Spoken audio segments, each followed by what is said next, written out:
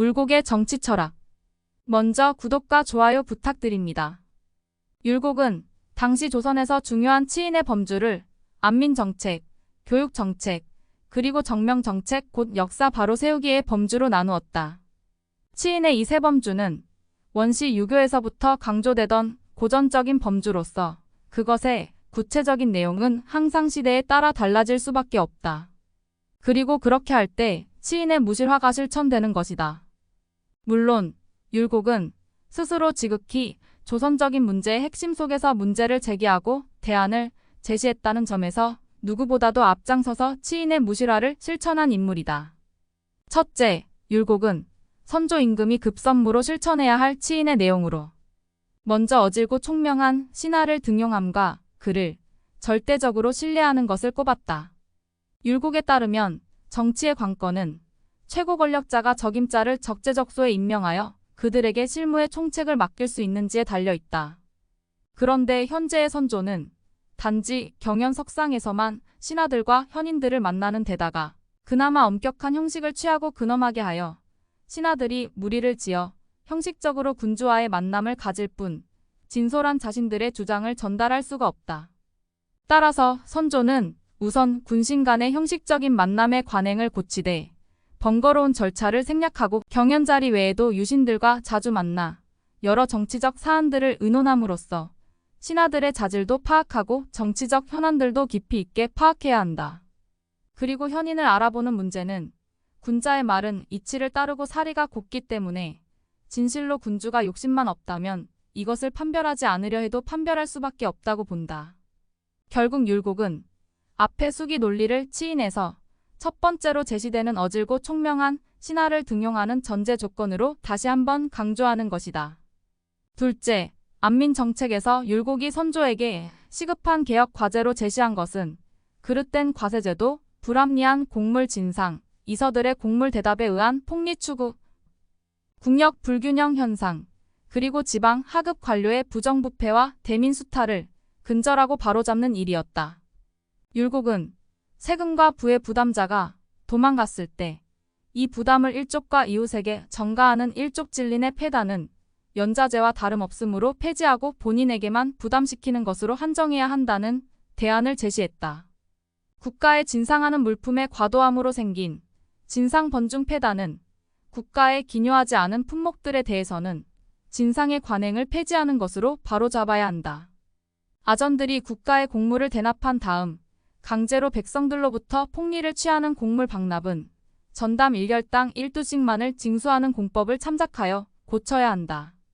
국가의 바치는 부역의 불균형으로 생업에 지장을 주는 역사 불균은 부역자들의 생업과 휴식이 가능한 방향으로 개선해야 한다.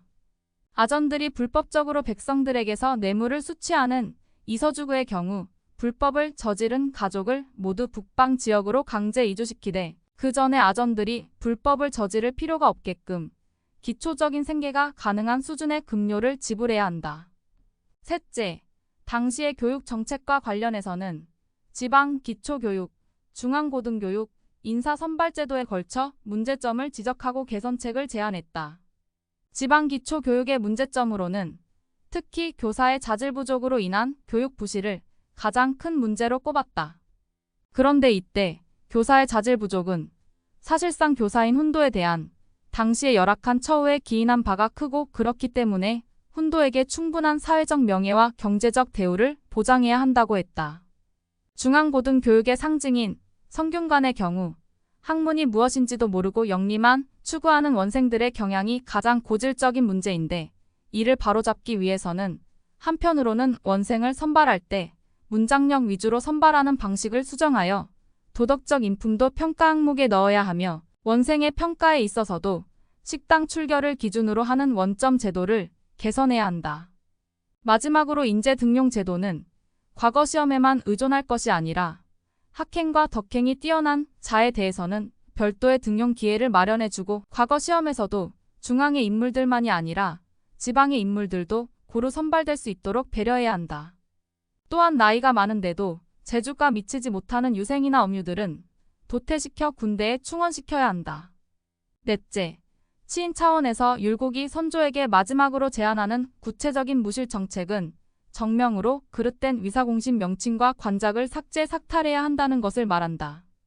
즉 을사사화의 주역들인 정순붕, 윤원영, 이기, 임백령, 허자 등이 사사로운 욕심으로 사직을 위기에 빠뜨려 위로는 조정의 영혼이 불안하고 아래로는 조야가 분통에 빠지는 일을 저질렀음에도 스스로를 공신이라 칭하고 지금까지 그 명칭과 지위가 존재하는 폐단을 바로 잡아야 한다는 것이다. 율곡은 충신들이 역적이라고 배척되고 간신의 괴수가 공신으로 기록되는 상황에서는 어떤 일도 도모할 수 없다고 본다. 따라서 먼저 죄인들의 죄를 폭로하고 공신직과 관작을 삭탈하는 한편 죄 없는 사람들을 모두 사면하여 정명해야 한다고 주장한다. 이것이야말로 유신 정치가 시작되는 길이다.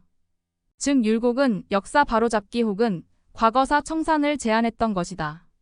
정명은 모든 명칭의 사회적 가치 배분을 위한 언어적 약속을 의미하는 것으로 질서의 기초다.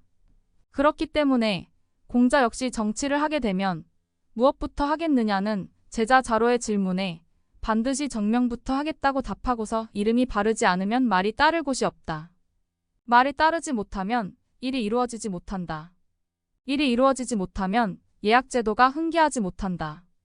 예약제도가 흥기하지 못하면 형벌이 공정하지 못하다. 형벌이 공정하지 못하면 백성이 수족을 둘 곳이 없다라고 말했던 것이다. 계속해서 다음에 율곡과 선조와의 관계편이 계속됩니다. 구독과 좋아요 부탁드립니다.